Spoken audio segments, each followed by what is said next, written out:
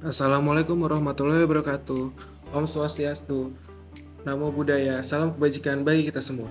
Pada kesempatan kali ini, kami dari kelompok satu yang bermateri kearifan lokal Indonesia ingin menyampaikan hasil diskusi kelompok kami untuk memenuhi tugas bela negara.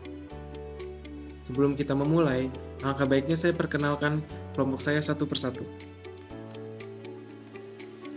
Anggota kelompok saya terdiri dari saya sendiri Muhammad Bagas Agnia Firmansyah, Bimo Satrio Anwaraga, Alfian Abdillah, Alvin Josia, Fadilah Fasya, Akmal Ramadhani, Nada Syifa, Amanda Elizabeth, Lydia Hanun, Moses Andreas, Salsabila Putri Malinda, dan yang terakhir Cynthia Isabella.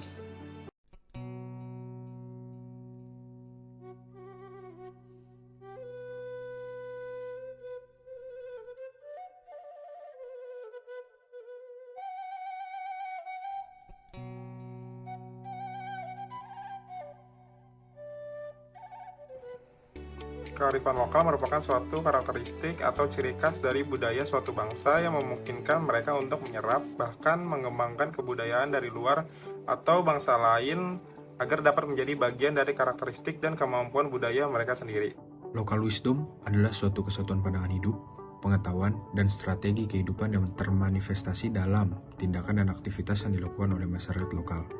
Hal ini bertujuan untuk menjawab berbagai masalah dan kebutuhan yang dihadapi oleh masyarakat lokal dalam kehidupan sehari-hari. Local wisdom mencakup pengetahuan tentang lingkungan alam, kearifan budaya, dan tata cara pergaulan sosial yang berlaku dalam masyarakat setempat.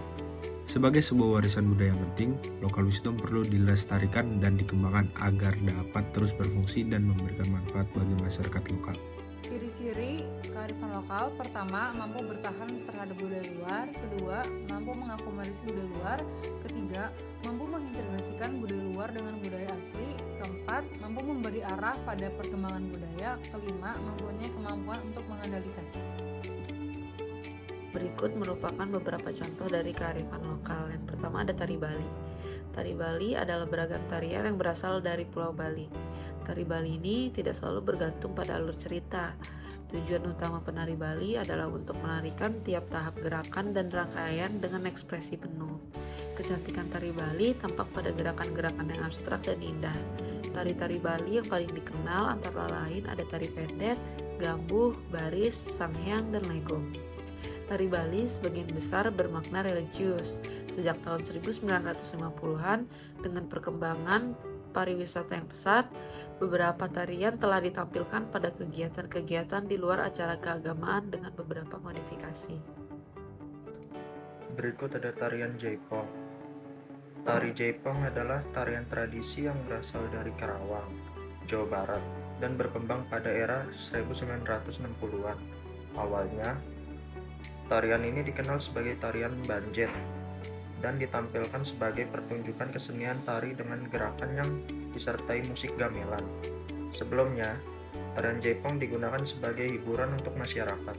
Tarian ini merupakan inovasi dari seorang seniman bernama H. Suwanda yang berasal dari Karawang.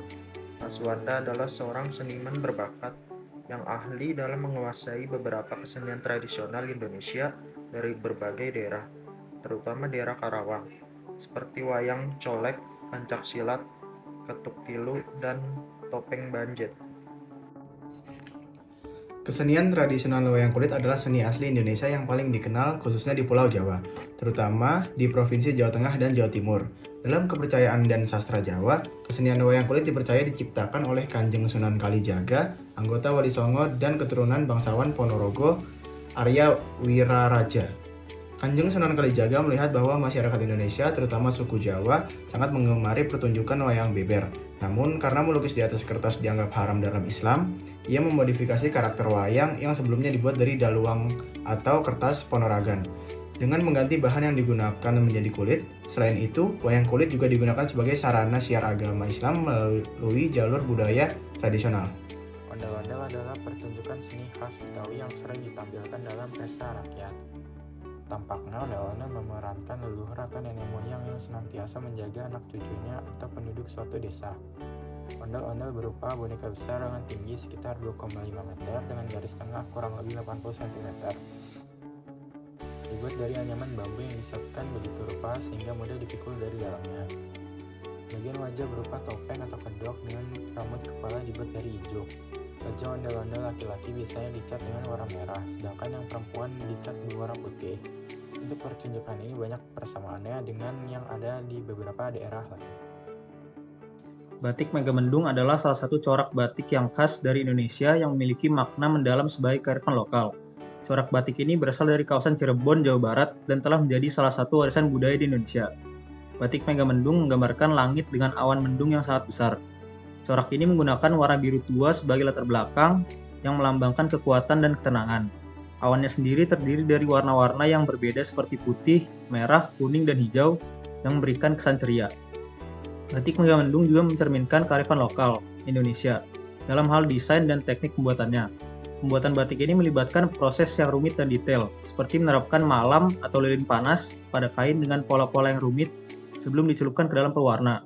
Kemudian kain tersebut dicuci hingga malamnya benar-benar hilang, meninggalkan pola-pola yang indah dan tahan lama. Keunikan dan keindahan batik Megamendung telah diakui secara internasional. Pada tahun 2009, UNESCO mengakui batik Indonesia termasuk batik Megamendung sebagai warisan budaya tak benda manusia untuk keberagaman dan kreativitas yang perlu dilestarikan. Peran kearifan lokal dalam konteks bela negara. Yang pertama, meningkatkan rasa cinta tanah air. Kearifan lokal dapat memperkuat identitas dan rasa cinta tanah air pada masyarakat lokal. Karena kearifan lokal menunjukkan bahwa bangsa Indonesia memiliki kekayaan budaya dan warisan yang unik dan patut disyukuri. Yang kedua, meningkatkan rasa solidaritas dan gotong royong. Kearifan lokal juga membawa nilai-nilai kebersamaan, gotong royong, dan saling membantu yang penting dalam membangun solidaritas dan kebersamaan dalam bela negara. Yang ketiga, memperkaya keterampilan dan pengetahuan. Kearifan lokal juga membawa keterampilan dan pengetahuan yang unik dan dapat berguna dalam membangun kemampuan dan keterampilan dalam membela negara. Yang keempat, meningkatkan keberlanjutan lingkungan. Kearifan lokal juga menekankan pentingnya menjaga keseimbangan antara manusia dan alam, sehingga dapat memperkuat keterkaitan antara lingkungan dan kehidupan sosial budaya masyarakat. Dan yang terakhir, memperkaya wawasan kebangsaan. Keterlibatan masyarakat dalam kegiatan bela negara juga membuka peluang untuk memperkaya wawasan kebangsaan melalui pengenalan, pengalaman, dan refleksi terhadap nilai-nilai yang ada di dalam kearifan lokal. Poster ini mengambil warna latar merah dan putih yang mana menjadi bendera NKRI. Putih menandakan suci yang merujuk pada kesucian keberagaman bangsa, dan merah menandakan berani seperti para pendahulu kita yang telah dengan berani dalam mencapai kemerdekaan. Dan terdapat wayang, penari-bari, batik yang menandakan budaya asli warisan leluhur sebagai kearifan lokal yang harus kita jaga bersama. Pemaparan materi singkat mengenai kearifan lokal yang dibawakan oleh kelompok kami. Untuk lebih dan kurangnya saya ucapkan mohon maaf. Akhir kata, wassalamualaikum warahmatullahi wabarakatuh.